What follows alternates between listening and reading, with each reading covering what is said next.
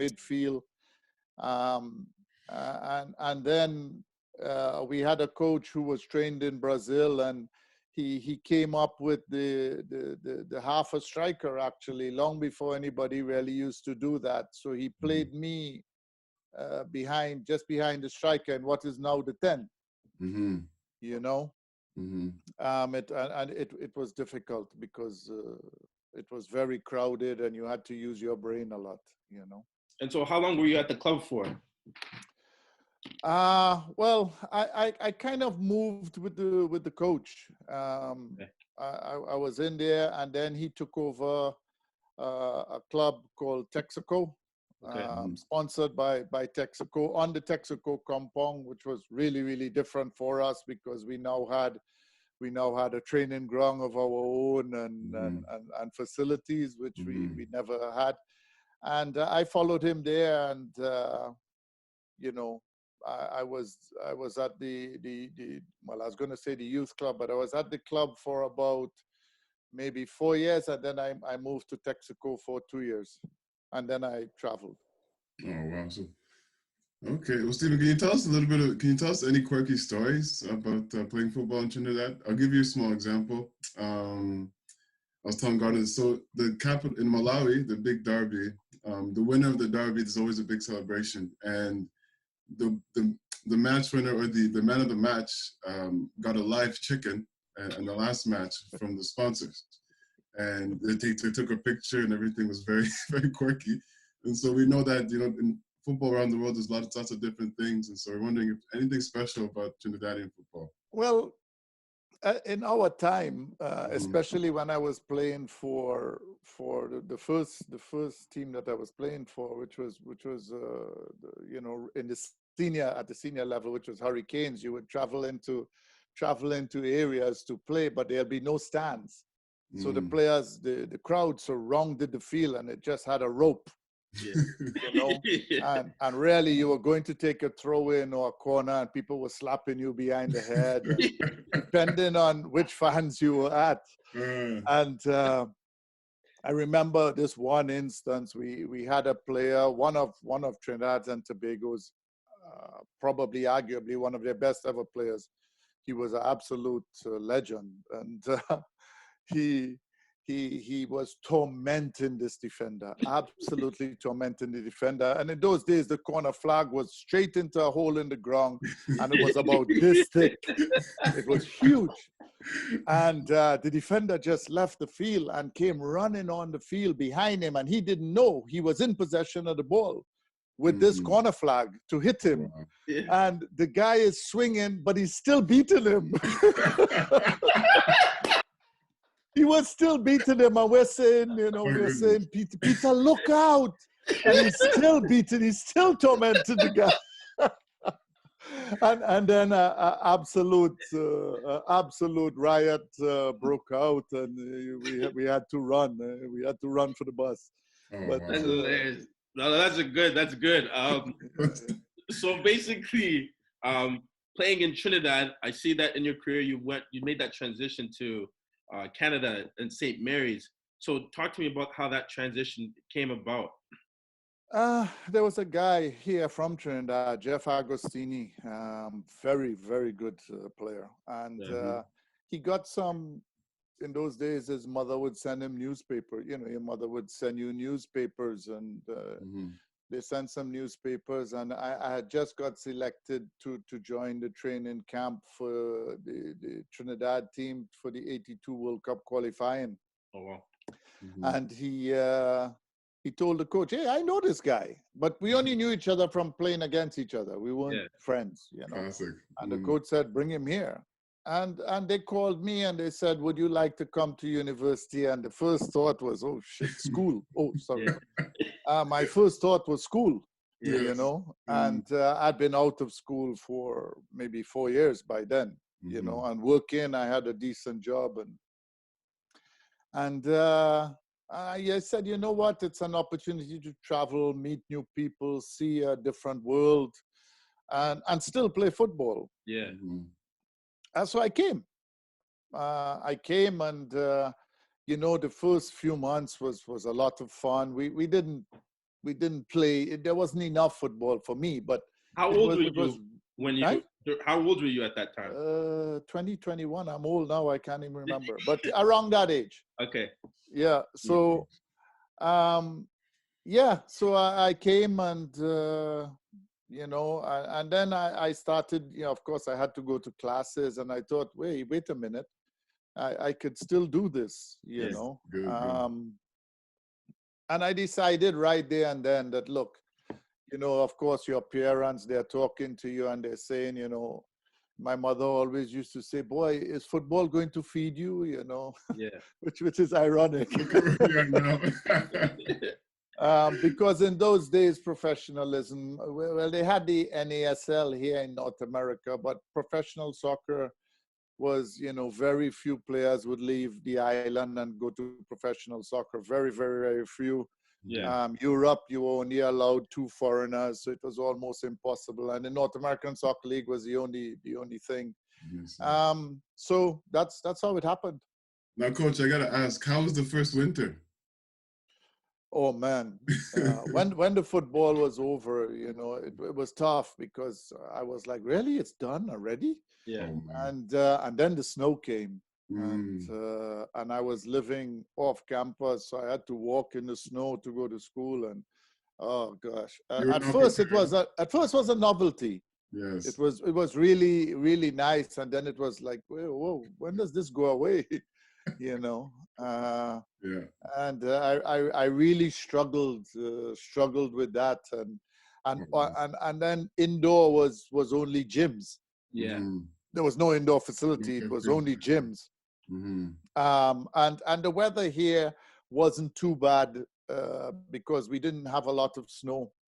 You know, it would go away, Yeah. and we could still go outside and kick around all bundled up, and so it was, you know, it was okay, but not for me. Yeah. It So, still is very difficult for me. Very yeah. difficult. Yeah. Yeah. If you come to Ottawa, it's horrible too. Ottawa, you Yeah, get. that's why I never came.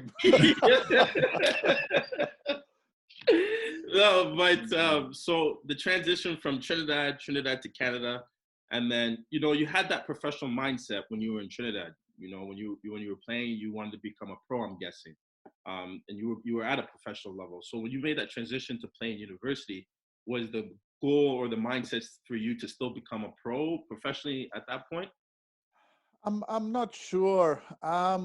In Trinidad, because we were not professional in the true sense of the word. Yeah, I mean, we were professional in the way we trained. yeah. Right, we trained every single day, and but it was not professional. And then I was lucky. I was under the guidance of some top class players in Trinidad. Yeah. They did not let me stray, you know. But and they used to say, you know, we are professionals. We're just waiting to get paid. You know? Because it was no big set of money in any way, shape, and form. Most people would get jobs like if you played with Texaco, you would get a job with the Texaco oil refinery, etc., etc. Which was good because when you finished playing, you had a job, you know. But anyway, yeah, it's you know, you try to have a certain mindset, but really and truly you started thinking more about the education side of things. And then the NASL folded when I was still in university, and it just became, you know, reality starts to set in.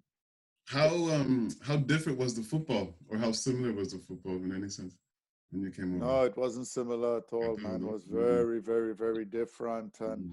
And I remember trying to, you know, first to begin, they didn't appreciate people who dribbled very much, and then you would play a little 1-2 combination, and it'll be only one. There was no two. You wouldn't get the ball back, and it was extremely direct. And then if you're in midfield, you're really fighting for second balls. It was very different, but you know, it was something you had to learn and adapt to. You didn't necessarily have to enjoy it. You know, it was just something you had to learn and adapt to. So then, when you were at St. Mary's, so was that when you start thinking about potentially now becoming a manager, or when did that thought start coming across your mind? Well, we had a really good club team here. Okay. Very good. It was made up of players from all over the world. So that club was really good to play for. And then um, the same Jeff Agostini took me. He said, "Let's go and do some work with some boys that are 12 years old." Yeah. You know, it was in a gym, and I started to enjoy it because it was good to see youngsters wanting to play the game and contribute to the game.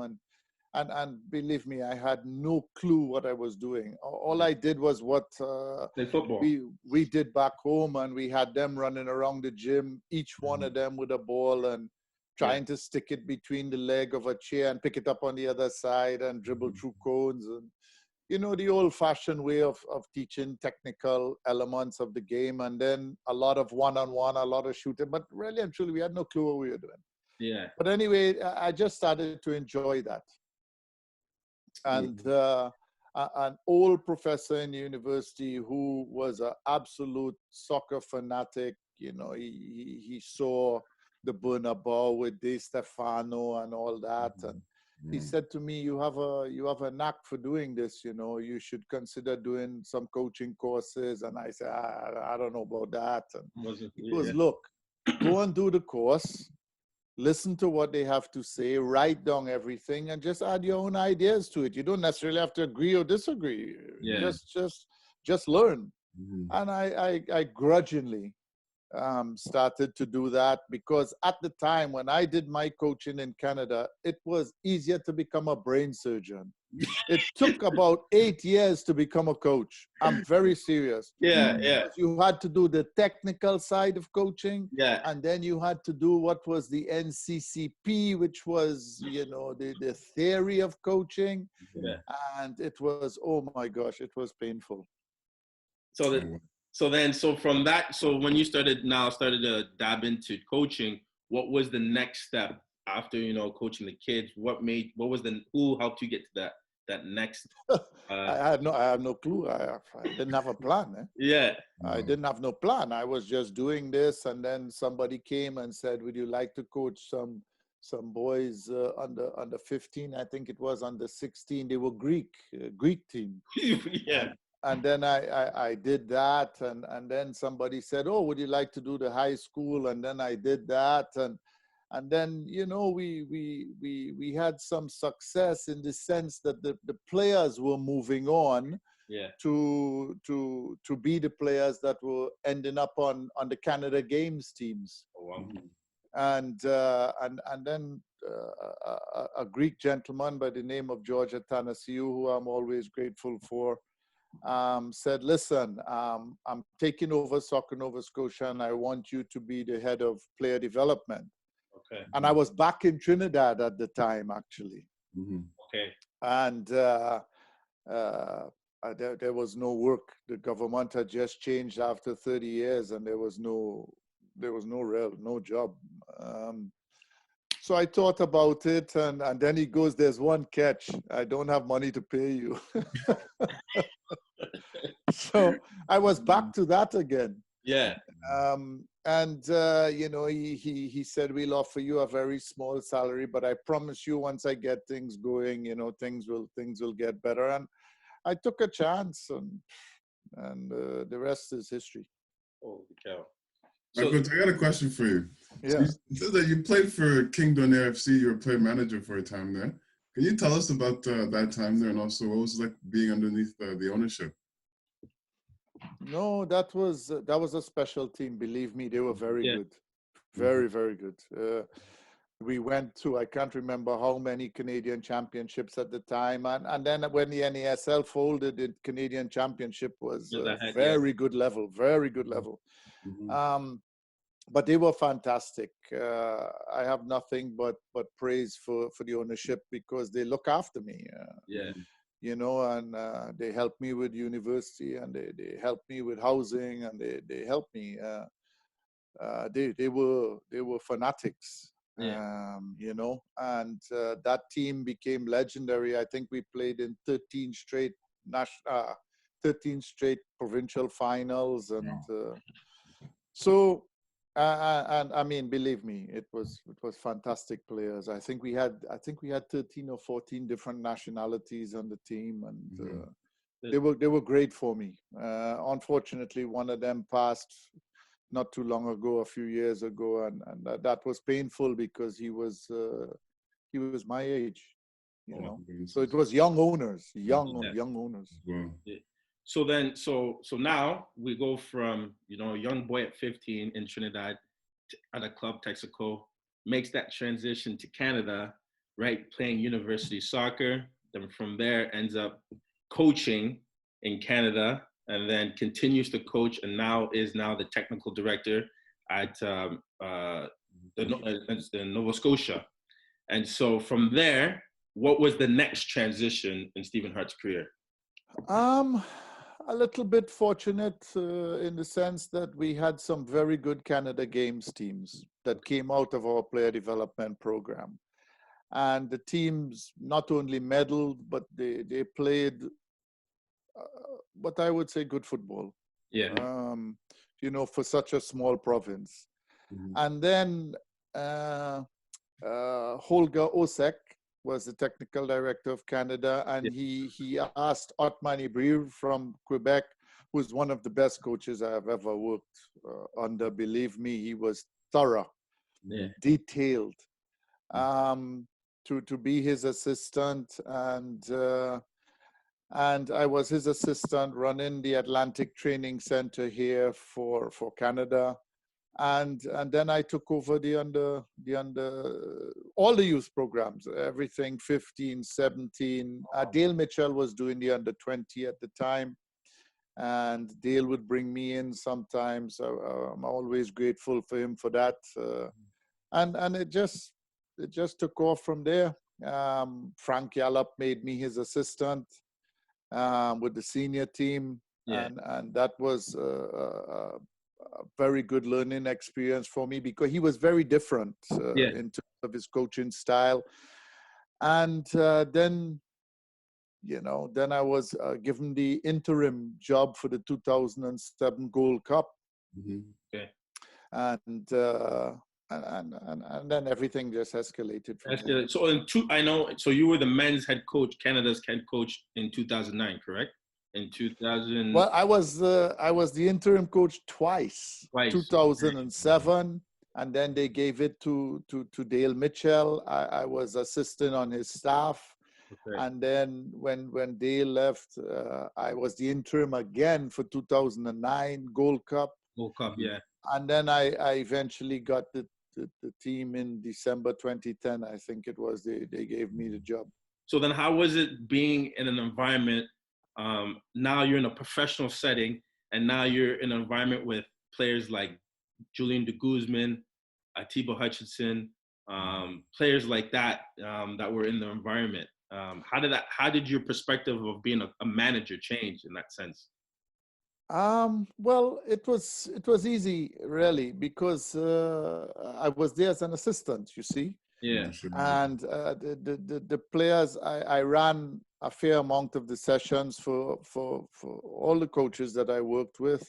So the players were accustomed to my methods. I think the only difference was my approach to the game.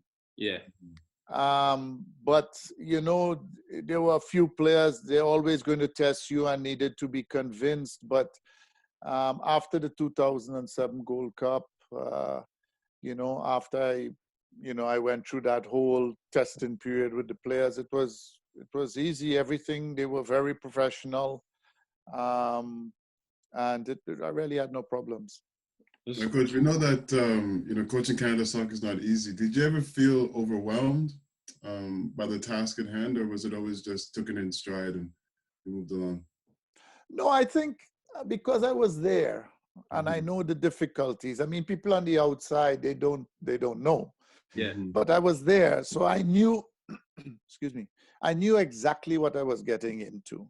Okay, all the pitfalls, all the difficulties, and The only thing is when I actually took over, the players were now 4 years older, and they were entering that, I don't want to say twilight, but we're now in their 30s, you know, and that was a little bit difficult because a number of the key players that would put your ideas onto the field and be the leadership, like Bernier had a bad injury, and Nash retired, and you know, things were starting to break, you know.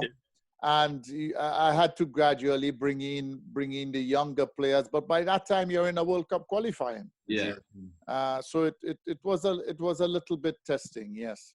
Was there one player that helped you keep the group together, or was it a group, a nucleus of guys? No, it was a nucleus of guys. I remember for one of the Gold Cups, you know, I said to the players, hey, look, you know, you've trained hard and stuff like that. I never had curfew and those sort of things. And I said, look, you know, you can go out and enjoy yourselves, but tomorrow when you come back, there will be I would prefer if everybody comes in, you know, by 11 o'clock. And I sat in the lobby just to keep an eye, and the senior players made sure every single player came in. They were all in before 11, which was, you know, which was very, very important. But when you have Patrice Bernier and Kevin McKenna and Paul Stalteri and Julian de Guzman and, you know, Atiba Hutchinson, it's easy. It's easy. So then now, being in the Canadian national team, what was the next transition after that? Well, Trinidad and Tobago, which was, that was different, believe me. And then I took a big chance because I went in there just days before the Gold Cup. And I had to take the team to the Gold Cup, and Leo Beanhacker was going to join us in the Florida training camp, which was really just 4 days together before the first game. So, you know, I depended heavily on local staff. One of them who I knew very well, and he was actually the coach before me. So out of respect, I called him and I said, look, this is happening behind your back. Whether it's me, it's going to be somebody else if it's not me. But if it is me, I will say to you that I would like you to be on staff. And he said, if it's you, I will be there. So I was fortunate because he knew all the players, he knew their attitude, he knew everything. And I had some strong personalities on the team. And coaching Trinidad and Tobago, it's not easy because, you know, it was very even more difficult than Canada in terms of not having resources. You know, but the players, fantastic. So what really enticed you to, like, now that the job was calling at Trinidad, did you feel like that was where you needed to be at the time, or was it more so like, this is for me to continue to build my career? I wasn't thinking of my career at all. It was always a dream to contribute to Trinidad and Tobago. I mean, I had offered my services a number of times at more of a youth level, and anyway, I thought, listen, they were on a down. They were having a rough time, and I thought, you know, let me go in, do what I can do. I will be back at home, you know, where I was born, and I'll be able to see my parents. Well, not my father; he had passed when I was coaching Canada, but I would be able a little closer to my mother, even though she lived on the other island, the island of Tobago. And it was something I wanted to do, but I was not prepared for the challenges. The fans, they are not easy. In Canada, I could be walking down Yonge Street. They'll just push me out the way. Nobody knew who I was. But when I went to Trinidad, it was not easy. Everybody, even the grandmothers, would be telling you who to pick. And You know, On a scale of 1 to 10, how mad is football? How mad are people about football in Trinidad? they love to play. Yeah. They love to sweat. Mm. Not necessarily support for local football, except the national team. Mm. Now, that being said, they were on such a low that the national team was drawing less than 5,000 people when I got there. Mm. But because we had a decent Gold Cup run and etc., the crowd began to be a little, it started to pick up. We went up 14,000, then 25,000, and began to pick up again. Yeah. To touch base on this, I remember when me and you came into Ottawa, and we sat down, we were talking, and I know you were talking a lot about. It was a different side of you that I never seen. Was you were talking about how much you wanted to help a lot of young Trinidad players from Trinidad, and just the amount of talent that they had. So I mean, touch base more about that. Where in the sense that how you're trying to help more of these players from Trinidad, because you keep saying they're a talent. They're a talent. You know what I mean? Well, it's a situation where it's not necessarily Trinidad and Tobago. It's just that you recognize. I always like working with young talent and giving them the opportunity. But in Trinidad and Tobago, it's not just football. Mm-hmm. It's to get them out of a certain environment. And if they have the potential, and I can assist through football, yeah, I will do that. Yeah. So now you're coming from Trinidad to Trinidad and Tobago national team, and what was the next transition in Stephen Hart's career from there? Well, I had a meeting. I was here on holiday. I was coaching the Trinidad team at the time, and I was here on holiday, and a guy called Mike Hudson said, "Listen, there's going to be a CPL and there's going to be a league," and I was like, "Yeah, right. I've heard this before." And he took me to meet the potential owner of the team, and I mean, I was not really interested, but we met, we talked, and I said, "Look, I have a job at the moment. I don't know about this whole league, but if you need my help in any way, you can call me. I have extensive background in Canada and in Nova Scotia and in the CONCACAF. So if you need my help, call me." And then the second time I came back, Trinidad had a new president. We had now gotten into the hex, but I knew I was in trouble. The new president was just making life even more miserable for me. And if you don't have the support of the president, you're in trouble. So we had some discussions. I still wasn't sure if I wanted to be in coaching, but the owner was very convincing. Derek Martin was extremely convincing. And enthusiastic, and and he said, "Look, we can't do this in Halifax and you not be part of it." So I said, "Yeah, okay, let's get it done." And my whole intention was my intention is to gradually build a product and a club that performs and plays in a certain way, and et cetera, but those things take time. And my big concern was with ownership, be patient. What is your sense of that right now? No, I mean, they've been very good. I mean, the reality is that things didn't go the way we thought for whatever reason. The first part of the season wasn't too bad. We finished in the I think in 3 or 4 or something like that. And the second part of the season, we had some difficulties. And then the last 10 games of the season, everything started to fall in place for us, but we were not winning games. We were I think we tied 8 of the last 9 or 7 of the last 8 or something like that.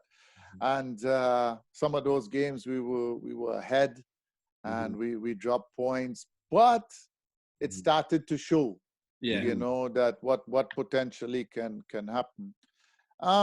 So that, you know, this year we decided to make some changes, and sort of now without the same restrictions of building a team that you had in year one, try to get the kind of players that you know I think could play in a certain manner. Yeah. How So was the environment around the club in Halifax, Mayor? Oh my gosh, Yes. it's unbelievable, yeah. fantastic, fantastic, excellent off the field. Marketing is, if you are interested in learning marketing, they are the model. Yeah. The marketing is You good. know, Halifax. the crowd is fantastic, Mhm. unbelievable. The pitch, the stadium, you could smell the players. You know, it's everything a small football club should be. Yeah. That's wonderful. Now, extending to the greater CPL, how's the environment for professional football league? Well, I mean, a bunch of ex-players were calling me, and they were like, you know, we never thought the quality would be this good in year one, Yeah. and I didn't think so either. Mm-hmm. But the quality, some of the quality of the games were entertaining Yeah. Mm-hmm. and competitive, and okay, some of the football was a little naive, some of the football was a bit impatient. Mm-hmm. But that's expected. That's normal. Who didn't expect that, really? If you didn't expect that, then you're really not a football person, Mm-hmm. you know. But I thought the league showed that, hey, we have a product here. Mm-hmm. So within the CPL now, obviously being in the position you are, this year, what were some things that you were looking for in the recruiting aspect of players, specifically for Canadian players, right? So people that are watching this, um, as a coach, what were some things or specific things that you were looking to in recruiting? Obviously, in different positions is different in the forward midfield, but what were the things that you look for in recruiting for these Canadian players? Well, um, first to begin, the changes we made, some were forced upon us, Yeah. and some we needed. One of the Okay. rules was the under 23 rule, correct? Or Yeah, that, I mean, those things were, well, not only that, I mean, some players we wanted to keep, we know what we offered, they didn't want to yeah, accept, and I mean, these things are normal. yeah, But I felt we needed players with a certain mindset, a certain attitude, because that's not something you can coach. no, That's you know, you have to have an enthusiasm for the game and a passion for the game, but you have to understand the hierarchy of the game. mm-hmm. There are players that have achieved things. They know what it takes to achieve things, Mm-hmm. right? And if you don't show those players respect, things begin to break down. So that was important to me. Mm-hmm. Then, of course, I wanted players with certain qualities in each position. You know, I wanted center backs that could bring the ball out. You know, that can play the ball out. I wanted fullbacks that had the capacity to not only defend first, but also join the attack Yeah, in a certain manner, and be willing to learn, yeah, be willing to adapt, be willing to try things. Mm-hmm. And you know, I wanted some. I thought the midfielders we had were all too similar, mm-hmm. Mm-hmm. so I wanted to change that up, have different type of midfielders, and then of course when you evaluate the team, we had not enough people scoring goals, but for me, it was more a matter of not enough creativity Yeah. in the final third of the pitch, the final pass or whatever. We didn't have one single player in the top 16 in assist, Oh wow. right? Yeah. So now that could be deceiving. You could say, well, they did assist and the attackers didn't score, Yeah. which is quite true. Mm-hmm. But anyway, I wanted players that were penetrative and could make the final pass. So, you know, I went after wide players that were very different. Yeah. that could bring something different. So if I bring on a different wide player, it was not similar to the one coming off. Yeah. Right. So those were Good. the ideas behind it. Stephen, you've been technical director for a long time in Nova Scotia. In terms of development, do you think that what we have in place is conducive to building soccer players in that province? No. No, not yet. No, What are some of the changes? No, it's not a matter of that. It used to be. Yeah. I mean, we had players move on to play in Europe and Champions League, national team, and we used to be constantly producing, players on a fairly consistent basis for the youth teams. But it doesn't happen anymore. I think the competitiveness of the senior league has dropped extensively. And the programs that we had before, from a provincial perspective and then a national perspective, are all gone. I mean, when I was here, and it's not about me, but the environment was, we trained the provincial identified players every single weekend. Now they come together once a month. Yeah. So the best players are not training with the best, and then of course it's a different mindset. Yeah. Because of course now the players have indoor facility and they have beautiful turf, and they don't want to go outside in the winter and train on gravel. Those days are done. Yeah.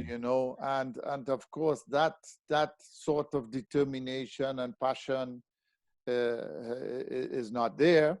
But more importantly, it's the expense that is now on the clubs to train the players. It's almost impossible. Yeah. If you wanted to do that, it's a huge expense, and then that expense falls on the parents, and then there are huge parts of the population that cannot afford. No. So you lose you lose a big part of your player development base. No, Is Canada Soccer doing anything to try to remove those barriers to sport? I'm too far removed from that aspect to really talk about that. There are some programs on the female side, like the Rex program, etc. Yeah. When you say Canada Soccer, if you include TFC and Montreal and Vancouver, I will say yes, they are doing something. But if you mean CSA, I'm too far removed to know exactly what the input is. What is the youth setup like in Halifax, if we may ask? Like everything else, you have the clubs. Yeah. You have the clubs, and the clubs raise the players. At the moment, we have the Whitecaps as a sort of a training environment here for players.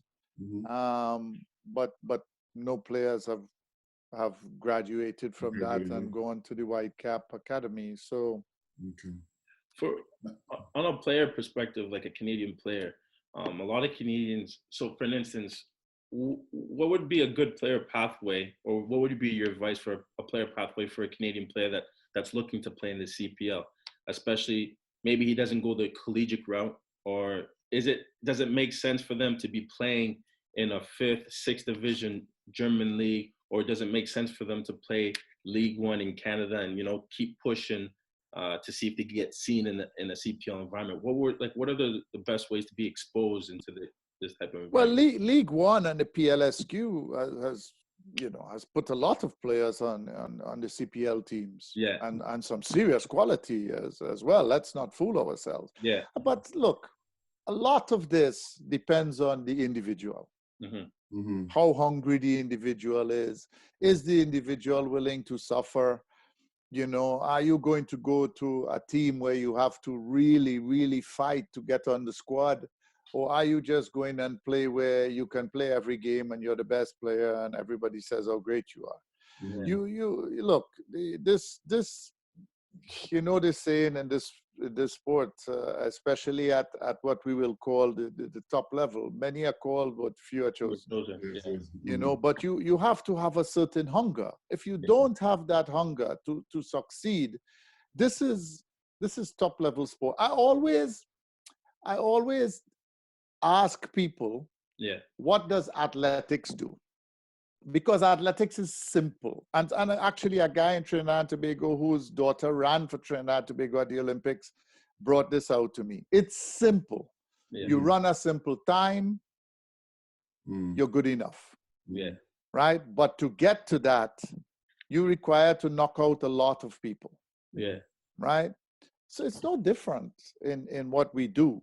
And a lot of times we have this sort of new sort of mindset and thought process that goes into working with young players. I have no problem with that. No problem whatsoever. Yeah.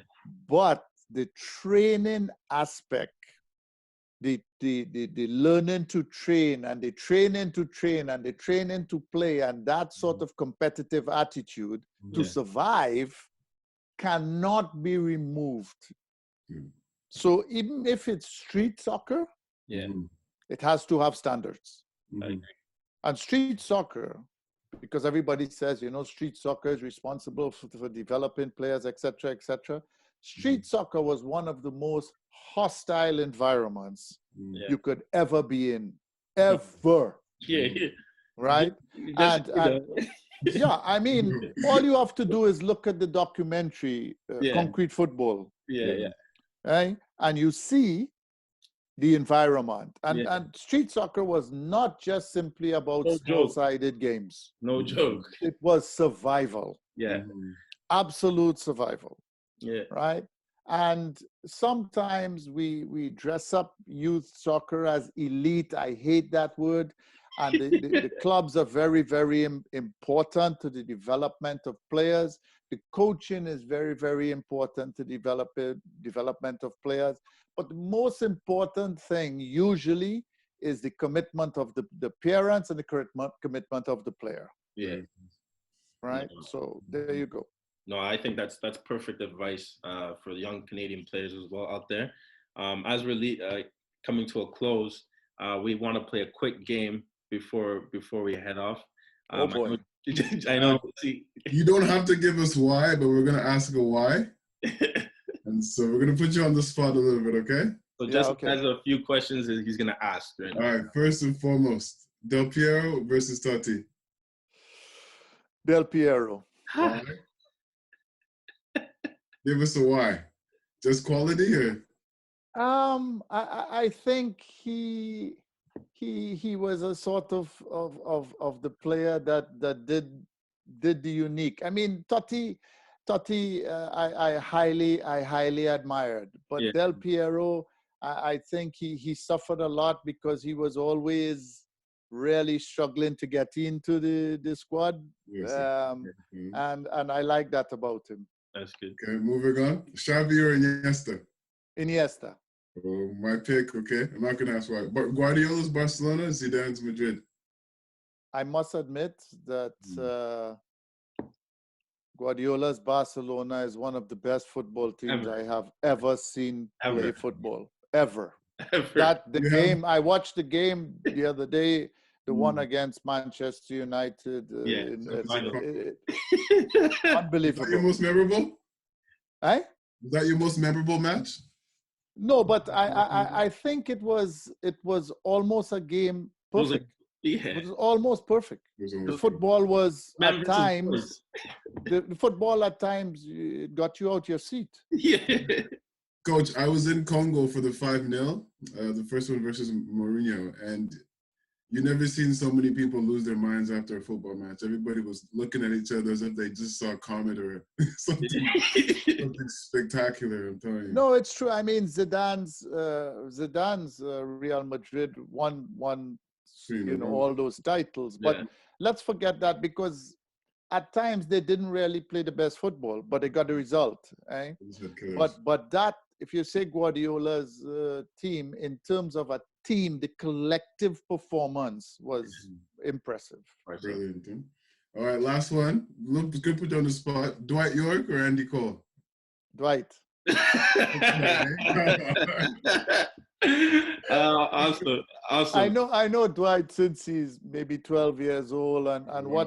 what he did to get where he did, and that season in '99 where he top score, he was, people don't know, he was a top scorer in the Champions League, and he was the top scorer in the Premiership.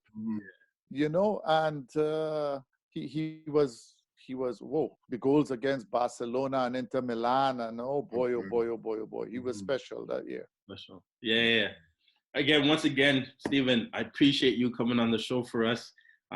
Hopefully, you know, everything, you know, slows down and we could get back on the pitch again. Stay safe and your family, and we wish you the best at Halifax. Thank you again. Thanks, guys. This was enjoyable. Awesome. Yeah, Take Coach, care. thank you so much, eh? See you again soon. Anytime. Thanks. Take Ciao, care. boss.